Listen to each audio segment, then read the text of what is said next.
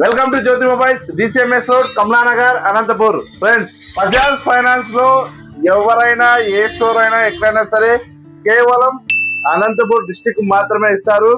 కానీ మన జ్యోతి మొబైల్స్ లో మనం కర్నూలు డిస్ట్రిక్ట్ కూడా బజాజ్ ఫైనాన్స్ లో అయితే చేశాము. బజాజ్ ఫైనాన్స్ లో ఒప్పో F31 అయితే తీసుకుంది. ఏం పేరమ్మా?